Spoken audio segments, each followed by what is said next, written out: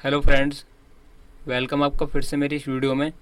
तो फ्रेंड्स, आज का जो हमारा टॉपिक है इस वीडियो में, वो हमारा टॉपिक है लैपटॉप मदरबोर्ड में जो 19 वोल्ट के बाद बनने वाली सेकंड सप्लाई होती है, 3 वोल्ट एंड 5 वोल्ट, जिसको बोलते हैं हम स्टेप डाउन सेक्शन या स्टैंड बाई सेक्शन। तो मदरबोर्ड में स्टैंड बाई सेक्शन किस तरीके से जनरेट होता है, ठीक है, क्योंकि 19 वोल्ट के बाद आपको पता होगा 3 वोल्ट और 5 वोल्ट हमारी सेकंड सप्लाई है, और अगर ये सप्लाई मदरबोर्ड में नहीं बनेगी तो मदरबोर्ड डेड कंडीशन में रहेगा। ठीक है, तो इसलिए इसको रिपेयर करने से पहले इसका कॉन्सेप्ट समझना ज़रूरी है, ये मदरबोर्ड में कब और किस तरीके से जनरेट होगी 3 वोल्ट और 5 वोल्ट। तो हमारे पास एक स्कीमेटिक डायग्राम है मदरबोर्ड का, उसमें हम समझेंगे कि इस तरीके से हमारा 3 वोल्ट और 5 वोल्ट का सर्किट इसमें काम कर रहा है। तो मैं इस मदरबोर्ड को ओपन करता हूँ, सॉरी स्कीमेटिक डायग्राम को।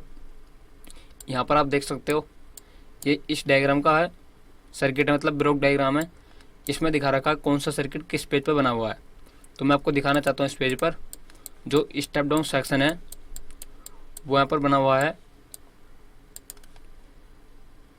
यहाँ पर देख सकते हो आप RT8223P रिस्टेक कंपनी की इसमें स्टेप डाउन की डुअल रेगुलेटर IC है जो 3 वोल्ट और 5 वोल्ट को जनरेट कराएगी। नीचे देख भी सकते हो लिखा हुआ 3 वोल्ट अंडरस्कोर 5 वोल्ट, और ये जो बना हुआ है पेज नंबर 33 पर बना हुआ सर्किट स्टेप डाउन का।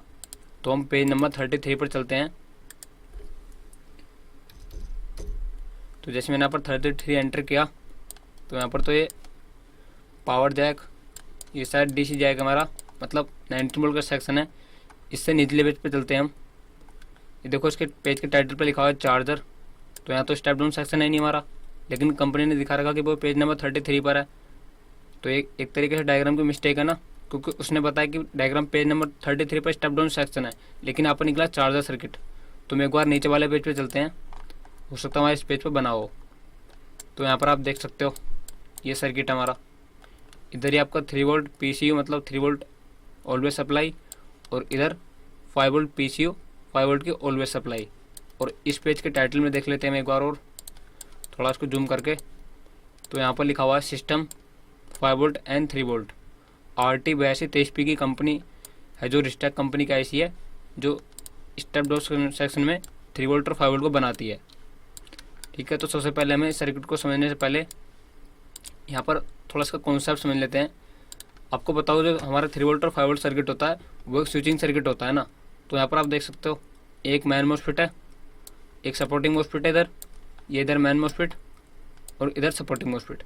ये जो मोस्फेट काम करेंगे इधर, ये 3 वोल्ट PC मतलब 3 वोल्ट को बनाने के लिए काम करेंगे, और इधर 5 वोल्ट PC मतलब 5 वोल्ट की सप्लाई को बनाएंगे। तो इधर आपका 5 वोल्ट बनेगा ऑलवेज सप्लाई, और इधर 3 वोल्ट ऑलवेज सप्लाई। लेकिन इन सबको कंट्रोल कौन करेगा, तो वो कंट्रोल करेगा आपकी IC। आप देख सकते हो सारे कंपोनेंट हमारे IC के साथ कनेक्टेड हैं। तो इन सब चीज़ों को देखने के लिए, समझने के लिए हमें इस स्टेप डाउन की IC को समझना पड़ेगा, किस तरीके से हमारा स्टेप डाउन IC अपना काम करने में रोल निभा रहा है यहाँ पर। तो इसका थोड़ा जूम कर लेते हैं।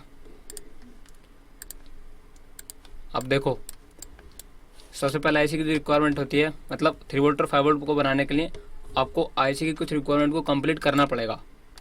तो IC की जो सबसे पहले रिक्वायरमेंट होती है किसी वोल्टेज को बनाने के लिए, उसकी सबसे पहले रिक्वायरमेंट होती है उसकी बैकअप सप्लाई। अब चाहे वो चार्जिंग IC हो या स्टेप डाउन IC हो, चाहे कोर IC हो, सबसे पहले उसको बैकअप होना पड़ेगा। मतलब काम करने के लिए उसकी एक मिनिमम सप्लाई चाहिए। तो वो मिनिमम सप्लाई इसमें है पिन नंबर 16 पर। IC के अंदर आप नाम देख सकते हो लिखा हुआ विन मतलब वोल्टिन। अब इस पिन नंबर 16 पर कितनी सप्लाई आएगी, तो मैं आपको बता दूं, अभी हमारे बोर्ड में सिर्फ 19 वोल्ट की सप्लाई बनी है ना, तो यहीं पर 19 वोल्ट ही आएगा आपका इस विन पर। ठीक है, इस विन पर आपको 19 वोल्ट आएगा इस तरीके से। इसके बीच में 10 ओम का एक रजिस्टर लगा हुआ है, इसको 19 वोल्ट पास करेगा और पिन नंबर 16 पर चला जाएगा।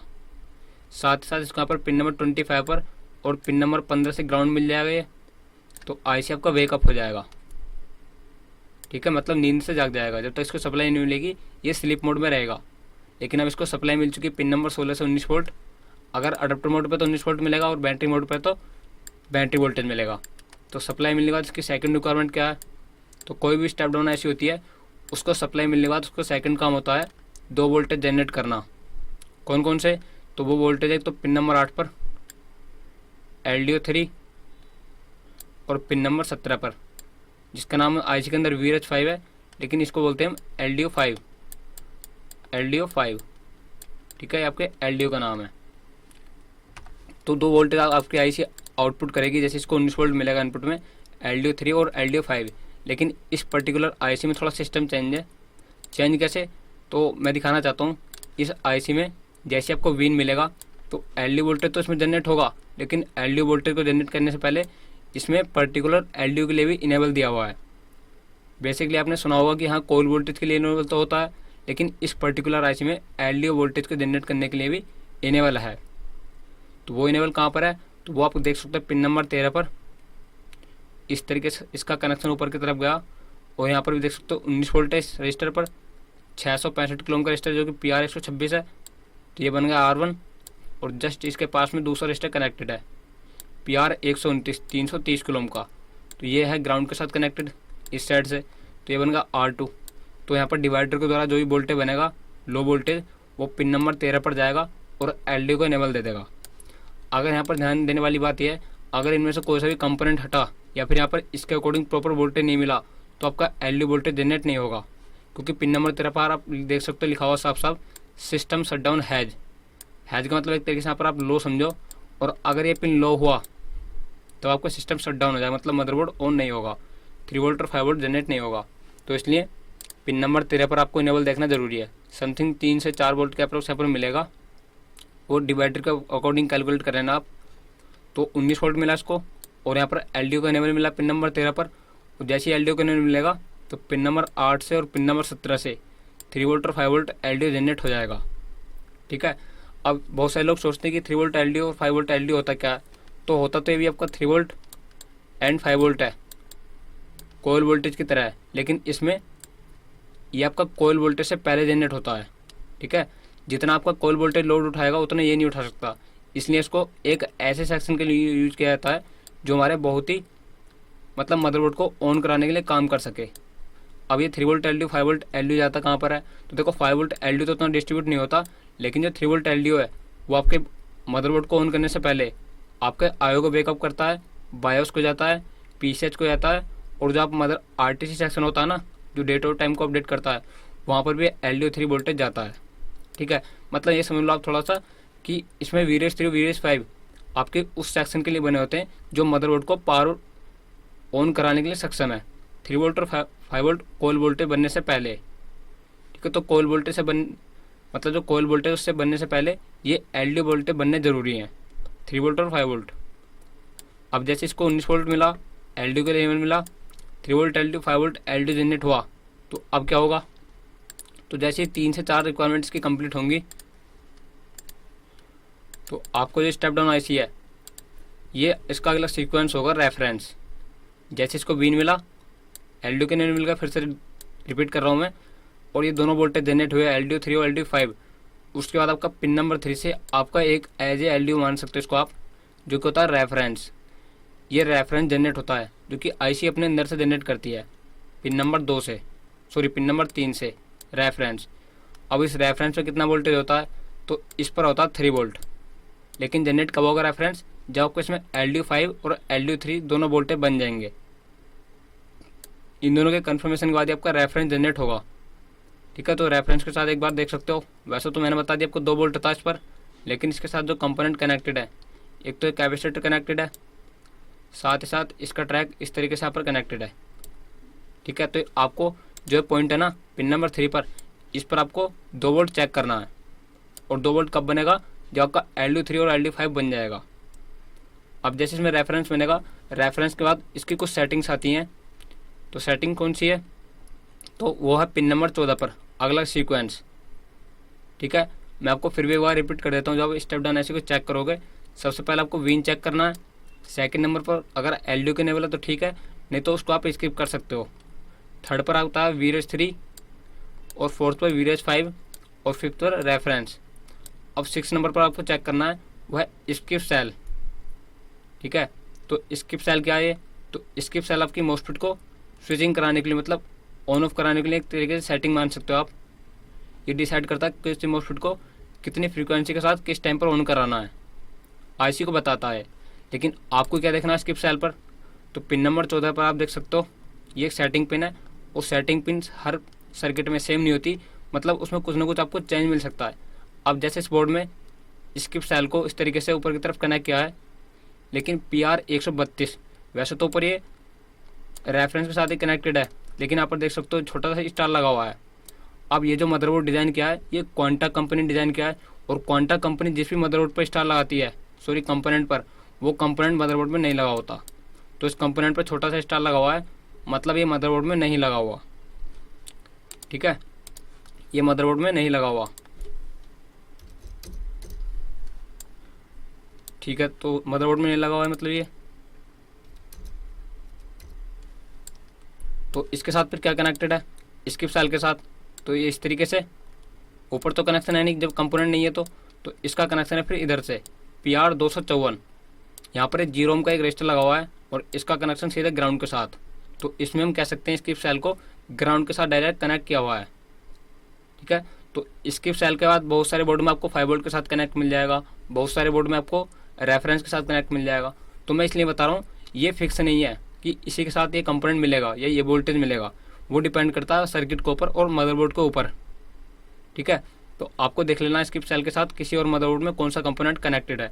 फिलहाल इस मदरबोर्ड में ये ग्राउंड के साथ कनेक्टेड है। अब स्किप सेल के बाद जो अगला सीक्वेंस आता है वो है पिन नंबर 4, और इस पर लिखा हुआ टोनसिल टाइम ऑन सेलेक्टर। ठीक है, ये टाइम ऑन सेलेक्टर है, ये डिसाइड करता है कि इस वाले मॉस्फेट को, जो मेन मॉस्फेट और सपोर्टिंग मॉस्फेट को, कितनी फ्रीक्वेंसी के साथ ऑन करना है। ठीक है, तो ये आईसी को बताता है टाइम ऑन सेलेक्टर किस टाइम पर कितनी फ्रीक्वेंसी के साथ इसको ऑन कराना है। लेकिन हमें तो अंदर चेक नहीं कर सकते अंदर क्या हो रहा है टोनसिल पर, लेकिन बाहर को तो हम चेक कर सकते हैं ना टोनसिल पर क्या हो रहा है। तो यहाँ पर देख सकते हो इसका जो कनेक्शन है ऊपर की तरफ गया, लेकिन यहाँ पर भी स्टार लगा हुआ है PR131 पर। तो ये कंपोनेंट भी नहीं है, वैसे इसको भी रेफरेंस के साथ जोड़ने की कोशिश की है, लेकिन कंपोनेंट नहीं है तो कनेक्शन भी नहीं है। तो फिर इसका कनेक्शन आगे की तरफ यहाँ पर, और PR130 ये लगा हुआ है 0 ओम का रजिस्टर, और इसको इस तरीके से ऊपर VL के साथ कनेक्टेड है। अब ये VL क्या है, तो आप आईसी के पिन नंबर 17 को देखोगे, VRS 5 का नाम क्या है यहाँ पर, VL। तो टोनसिल पर हम कह सकते हैं 5 वोल्ट LDO आएगा। ठीक है, तो आपको 5 वोल्ट LDO टोनसिल पर चेक करना है।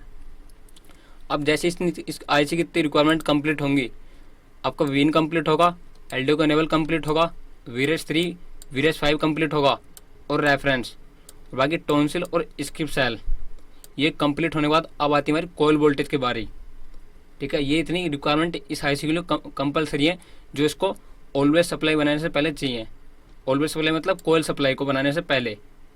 लेकिन इतनी सेटिंग कंप्लीट होने के बाद अब जो इसका मेन पार्ट है जो इसको मेन कंट्रोल कराएगा वो है इनेबल। कौन सा इनेबल, तो ये तो LDO का इनेबल है, लेकिन अब जो हम बात कर रहे हैं वो बात कर रहे हैं कोयल वोल्टेज के इनेबल की। ठीक है, जो कि ऑलवेज सप्लाई जो हमारे पूरे मदरबोर्ड को चलाती है स्टेप डाउन की 3 वोल्ट और 5 वोल्ट कोयल वोल्टेज, उसका इनेबल। तो उसमें इसका इनेबल कहाँ पर आएगा, क्योंकि जब बाहर से इनेबल की परमिशन आएगी उसके बाद ये आईसी इन मॉस्फेट को ट्रिगर करेगी और आपका वोल्टेज बनेगा। अगर आप इस आईसी की सारी सेकंड को कंप्लीट कर दोगे सेटिंग को, और आउटपुट से एक्सटर्नल साइड से आप इनेबल नहीं दोगे या इसको ऑन करने की परमिशन नहीं दोगे, तब तक आपका वोल्टेज जनरेट नहीं करेगा। तो इसलिए सबसे मेन जो इंपॉर्टेंट पार्ट होता है वो होता है इनेबल, उसको भी समझना ज़रूरी है। तो कोयल वोल्टेज को बनाने के लिए इनेबल कहाँ से आएगा, तो आप अगर पिन नंबर 18 को मार्क करोगे तो पिन नंबर 18 पर लिखा हुआ है ENC इनेबल कंट्रोल। ठीक है, ये हमारा बाहर से इनेबल आएगा। तो इनेबल पर देखो एक तरीके से, एक तो कैपेसिटर कनेक्टेड है यहाँ पर PC 174, तो इधर से तो इनेबल आएगा नहीं क्योंकि नीचे ग्राउंड है। अब देखते हैं इस साइड, यहाँ पर PR249 एक रजिस्टर है 0 ओम का, और इसका कनेक्शन इस तरीके से आगे की तरफ गया और नीचे की तरफ गया। नीचे से ही आपका इनेबल नहीं आएगा क्योंकि ये हाई वैल्यू का रजिस्टर है PR251। हाई वैल्यू का रजिस्टर क्या करेगा, ये ग्राउंड को नीचे रखेगा और जो इनेबल पर वोल्टेज आएगा उसको ऊपर रखेगा। ठीक है,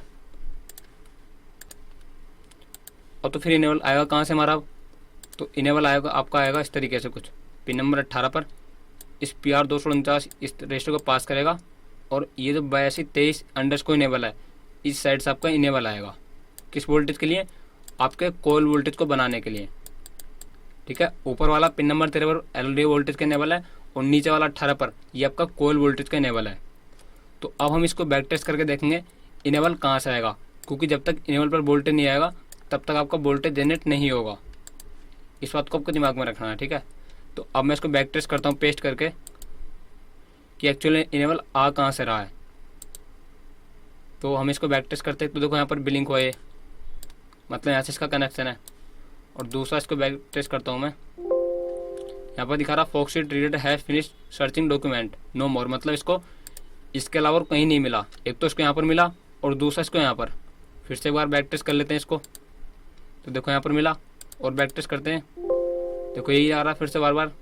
तो मतलब इसमें जो कनेक्शन है कोयल वोल्टेज का वो कुछ इस तरीके से होगा, इस 8223 इनेबल के साथ। और 8223 इनेबल क्या आपका, तो आईसी के अंदर आप देखो वीरेस 3। तो कुछ समझ में आपको इसको देखकर। तो हाँ, एक चीज़ यहाँ पर हमें कन्फर्म हुई कि इसमें वीरेस 3 पर जो वोल्टेज बनेगा वो इस तरीके से घूमकर आपके पिन नंबर 18 पर जाएगा, जो कि कोयल वोल्टेज के इनेबल का काम करेगा। ठीक है, इस पर्टिकुलर आईसी में। तो यहाँ पर आपने एक चीज़ देखी होगी, आपके वीरेस 3 और वीरेस 5 का कितना बड़ा रोल है। अगर मान के चलो आपको वीरेस 3 और वीरेस 5 जनरेट ना हो तो क्या आपका कोयल वोल्टेज बन जाएगा? नहीं बनेगा, बिल्कुल भी नहीं बनेगा। इसलिए मैं पीछे ही वीडियो में बता चुका हूँ और मैं आगे ही बताता हूँ इस वीडियो चीज़ को, कि आपको अगर कोयल वोल्टेज बनाना है तो पहले आपको एलडी वोल्टेज जनरेट करना पड़ेगा। ये कंपलसरी है, चाहिए ही चाहिए इसी को। ठीक है, तो सिंपल सा इसमें जब इसको बैक टेस्ट किया तो इसका बर्थ कहाँ से मिला? इस पिन नंबर 8 से, जो कि एलडीओ वोल्टेज है। तो आपका जैसे ही एलडीओ वोल्टेज मिलेगा वो इस तरीके से घूमकर पिन नंबर 18 पर जाएगा और ये इस PR 249 को पास करेगा और यहाँ पर कोयल वोल्टेज के इनेबल का काम करेगा। अब जैसे इसको इनेबल मिलेगा तो आईसी को परमिशन मिल चुकी है बाहर से कि हाँ आप मॉस्फेट को ट्रिगर करा के वोल्टेज बनाओ। तो ये आईसी क्या करेगा, इसके साथ जो मॉस्फेट कनेक्टेड है, इधर आप देख सकते हो मैन सपोर्टिंग मॉस्फेट है और इधर मैन सपोर्टिंग मॉस्फेट है, ये इनके गेट को ट्रिगर करेगा।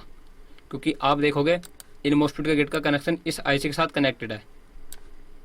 ठीक है, ट्रिगर करेगा और जैसे इस मॉस्फेट के गेट को ट्रिगर करेगा साथ ही साथ इनके साथ दो चीज़ें कनेक्टेड होंगी। आईसी के अंदर आप नाम देखोगे बूट। ठीक है, इसका नाम होता है बूस्ट। इस बूस्ट पर बनती है हाई फ्रीक्वेंसी इस पाथ पर, और का फेज है वो था आउटपुट कोयल के साथ जुड़ा हुआ। ठीक है, तो 4 पिन इधर स्विचिंग की होंगी जो मैन मॉस्फेट और सपोर्टिंग मॉस्फेट को कंट्रोल करेंगी, और 4 पिन इधर होंगी, upper gate, board, face, lower gate. ये 4 पिन स्विचिंग के लिए होती हैं। ठीक है, जैसे इसको इनेबल मिलेगा ये आईसी इधर इन मॉस्फेट को ट्रिगर कराएगा और इधर इन मॉस्फेट को ट्रिगर कराएगा, और जैसे मॉस्फेट को ट्रिगर कराएगा इधर आपका बन जाएगा 5 वोल्ट PCU और इधर आपका बन जाएगा 3 वोल्ट PCU। ठीक है, लेकिन कुछ कंडीशन में क्या होता है, आपका इनेबल आने के बाद भी वोल्टेज नहीं बनता। तो अगर आपको मानो स्टेप डाउन का इनेबल आ रहा है और इससे पहले रिक्वायरमेंट सारी कंप्लीट है, उसके बाद भी आपका आईसी वोल्टेज नहीं बना रहा है, मॉस्फेट भी सारे ओके हैं, जो आउटपुट के कंपोनेंट है वो भी सारे ओके हैं, लेकिन फिर भी आईसी इनेबल आने के बाद वोल्टेज नहीं बना रहा है, तो उसमें आपका आईसी फॉल्टी हो सकता है। ये मैं एक तरीके से आपको फॉल्ट आने की कंडीशन बता रहा हूँ। ठीक है, लेकिन अभी जो मैंने बताया आपको, इनेबल आने के बाद ये आईसी इन चारों मॉस्फेट को ट्रिगर कर देगा और आपका कोयल वोल्टेज बनेगा। ठीक है, तो जैसे आपका कोयल वोल्टेज बनेगा इधर पे, कोयल वोल्टेज बनने के बाद क्या होगा, इस आईसी की कुछ और सेटिंग्स हैं। कौन कौन सी, तो मैं दिखाता हूँ आपको। पिन नंबर 1 पर आप देखोगे यहाँ पर लिखा हुआ है एंट्री 1। ठीक है, एंट्री 1। अब ये एंट्री क्या होता है, और एक सेटिंग और है पिन नंबर 6 पर, ये एंट्री 2। तो एंट्री 1 तो हुआ इस 5 वोल्ट के लिए और एंट्री 2 हुआ इस 3 वोल्ट के लिए। अब ये एंट्री क्या करता है, ये डिसाइड क्या करता है कि इधर जो 5 वोल्ट जनरेट हुआ है इसके साथ मुझे कितना एम्पियर देना है। क्योंकि आपने तो पढ़ा होगा वोल्टेज के साथ एक चीज़ और ट्रैवल करती है, वो होता है एम्पियर। अब जैसे देखो वोल्टेज इधर 5 वोल्ट बनेगा, है ना, साथ ही साथ यहाँ पर देख सकते हो लिखा हुआ है TDC 6.63 एम्पियर। तो कितना एम्पियर बनेगा उसको कौन डिसाइड करेगा, ये एंट्री 1 जो पिन है। ठीक है, तो एंट्री पर 1 और 2 आपकी एक सेटिंग पिन है, जो यहाँ पर आउटपुट में कितना एम्पियर वोल्टेज के साथ चलेगा वो डिसाइड करेगा। तो एंट्री 1 और 2 पर आपको क्या चेक करना है, सॉरी एंट्री 1 और 6 पर, तो इसके साथ जो कंपोनेंट कनेक्टेड है रजिस्टर, इनके अकॉर्डिंग इस पर वोल्टेज बनता है। अब जैसे आप लिखा हुआ 107, तो आपको जो वोल्टेज निकालना है इसका, आपको इसको 100 से डिवाइड कर दो तो अप्रोक्स वे बैठेगा 1.07। ठीक है, लेकिन कब डिवाइड करना है 100 से, जब वो किलो में हो। देख सकते हो किलो में है, तो 1.07 वोल्टेज बनेगा एंट्री 1 पर, और एंट्री 2 पर 113 है, डिवाइड बाई 100। तो इधर आपका अप्रोक्स 1.13 वोल्टेज बनेगा पिन नंबर 6 पर। एंट्री 1 पर बनेगा 1.07 वोल्टेज और एंट्री 2 पर 1.13 वोल्टेज। तो एक करंट सेटिंग है। बाकी अगर आपको ये चीज़ समझ में नहीं आ रही तो आप सिंपल से इसके जो 7 रजिस्टर कनेक्टेड है इनकी वैल्यू का आप मेजर कर सकते हो, ये प्रॉपर होने चाहिए। ठीक है, तो आपकी सारी चीज़ें कंप्लीट हो जाएंगी, वोल्टेज बन जाएगा। अब वोल्टेज बनने के बाद क्या होगा, तो जैसे आपका वोल्टेज बनेगा, वोल्टेज बनने के बाद आपको इस लास्ट रिक्वायरमेंट होती है आईसी की, वो था फीडबैक। अब क्योंकि देखो इस आईसी को एक काम दिया था कि आप 3 वोल्ट एलडी और 5 वोल्ट कोयल वोल्टेज जनरेट करो, तो एलडी वोल्टेज तो इसने बना दिया, लेकिन अब इसने जो कोयल वोल्टेज बनाया उसका इसको फीडबैक चाहिए कि जो मुझे काम दिया था 3 वोल्ट बनाने के लिए और 5 वोल्ट बनाने के लिए, वो बनाया नहीं बना। तो आईसी को बताने के लिए इस चीज़ को कि हाँ 5 वोल्ट और 3 वोल्ट बन गया है, एक आपका आउटपुट से फीडबैक आता है आईसी में, जो कि यहाँ पर आप देख सकते हो ये 5 वोल्ट की कोयल है। अब इसका आउटपुट पॉइंट है, इधर से आपका फीडबैक आएगा इस तरीके से, आईसी के पिन नंबर 24 पर एंट्री करेगा और इसका नाम है वोल्ट आउट 1। ठीक है, ये बताएगा कि आपने जो वोल्ट आउट किया वो प्रॉपर बन चुका है 5 वोल्ट। तो ये तरीके आपका डायरेक्ट फीडबैक है ना, तो इस पर आपका 5 वोल्ट पिन नंबर 24 पर बनेगा, जो कि कोयल की आउटपुट साइड से आएगा। साथ ही साथ इसके साथ में एक इनडायरेक्ट फीडबैक भी है, पिन नंबर 2 के साथ ये कनेक्टेड है इस तरीके से, ये भी आपका आउटपुट के साथ कनेक्टेड है। ठीक है, ये आपका PR 133 और PR 256 यहाँ पर एक वोल्टेज डिवाइडर है। ठीक है, इस वोल्टेज डिवाइडर की वजह से इस फीडबैक की वजह से आपका जो आउटपुट वोल्टेज है 5 वोल्ट वो स्टेबल हो पाता है। ठीक है, क्योंकि इस फीडबैक की हेल्प से और इन सेटिंग्स की हेल्प से ये आईसी डिसाइड करता है कि हाँ मुझे आउटपुट में कितना वोल्टेज कितनी फ्रीक्वेंसी के साथ निकालना है। तो ये भी आपका फीडबैक सेटिंग है। यहाँ पर ध्यान वाली बात यह है कि आपके जो फीडबैक के साथ कंपोनेंट कनेक्टेड है इनकी वैल्यू ना तो बढ़नी चाहिए और ना ही घटनी चाहिए। ठीक है, जो वोल्टेज यहाँ पर प्रॉपर बने वही वोल्टेज बनना चाहिए। अगर इसके साथ छेड़छाड़ हुई तो आपका बना तो 5 वोल्ट बनेगा और ना ही 3 वोल्ट। तो सेम सीक्वेंस इधर भी है, ये दो पिन नंबर 2 और 24 ये आपकी फीडबैक की पिन है। एक पर आपका डिवाइडर से वोल्टेज बनेगा जो इस तरीके से पिन नंबर 2 पर आएगा और एक पर डायरेक्ट फीडबैक आएगा। साथ ही साथ सेम सीक्वेंस इधर भी यूज किया गया है। इधर पिन नंबर 7 पर आपका इस तरीके से डायरेक्ट आउटपुट में वोल्टेज आएगा 3 वोल्ट और इस आईसी को बता देगा कि हाँ जो कोयल वोल्टेज बना आउटपुट में 3 वोल्ट वो बन चुका है। साथ ही साथ इधर दूसरा फीडबैक आएगा डिवाइडर के द्वारा इसी 3 वोल्ट से डिवाइडर बन के इस तरीके से आईसी के पिन नंबर 5 पर, क्योंकि फीडबैक 2 है। तो फीडबैक के कंपोनेंट में कोई छेड़छाड़ नहीं होनी चाहिए, क्योंकि फीडबैक के कंपोनेंट की वजह से आपका आउटपुट में वोल्टेज स्टेबल रहता है।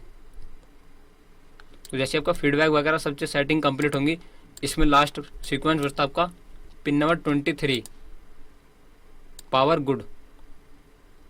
ठीक है, पिन नंबर 23 क्या है, पावर गुड। अब ये पावर गुड का, तो पावर गुड अपने रेस्पॉन्स में आईसी खुद निकालती है कि इसने जिसको भी इस आईसी को जो काम मिला था एलडी वोल्टेज कोयल वोल्टेज वो प्रॉपर सब काम कंप्लीट हो चुके हैं। तो आईसी अपने अंदर से फीडबैक निकालता है किसी दूसरे सेक्शन के लिए कि मुझे जो 3 वोल्ट और 5 वोल्ट दिया था बनाने के लिए वो बन चुका है। तो ये अपना फीडबैक किसी दूसरे सेक्शन को भेजेगा। जैसे यहाँ पर आप देख सकते हो सिस्टम पावर गुड HWPD, ये पेज नंबर 32 पर जा रहा है। ठीक है, तो ये समझ जाएगा जहाँ पर पेज नंबर 32 पर जाएगा कि हाँ 3 वोल्ट और 5 वोल्ट बन चुका है, अब हमें भी अपना काम करना चाहिए। मतलब पिछली सप्लाई बन चुकी है 3 वोल्ट एंड 5 वोल्ट, उसके बाद ये आपका अगला सीक्वेंस काम करेगा। तो ये एज ए फीडबैक आपका पावर गुड जो है जो कि पिन नंबर 23 पर बनेगा। बाकी तो कोई पिंच बनी नहीं बची नहीं आईसी में जो रेडी हो समझाने के लिए आपको। ठीक है, तो इस तरीके से आपको सर्किट को मैंने बताया है वह काम करेगा आपका। अब देखो जरूरी जो सेटिंग आईसी के साथ कनेक्टेड है, कंपोनेंट कनेक्टेड है, वो सभी सर्किट में सेम होता है। कुछ में आपको चेंज मिलेगा जैसे स्किप सेल पर, टोन सेल पर, और कुछ में आपको एलडी केनेबल नहीं मिलेगा जैसे इसमें एलडी केनेबल है। तो थोड़ा सा आपको समझना पड़ेगा सर्किट को भी अगर आप अलग अलग सर्किट में इस चीज़ को पढ़ोगे। बाकी जैसे आपका 3 वोल्ट और 5 वोल्ट ऑलवेज सप्लाई बनेगी, जहाँ पर भी इसकी मदरबोर्ड में रिक्वायरमेंट है, जैसे आपका रैम सेक्शन है, PCH है, कोर है, ठीक है, IO है, वहाँ पर ये डिस्ट्रीब्यूट हो जाएगा। तो आई होप फ्रेंड्स कुछ इस तरीके से हमारा ये सर्किट काम करेगा। बाकी अगर आपको कोई भी डाउट है इस वीडियो के बाद भी तो मुझसे आप कमेंट में पूछ सकते हैं। थैंक यू फ्रेंड्स, मैं मिलता हूँ आपको नेक्स्ट वीडियो में, तब तक के लिए बाय बाय।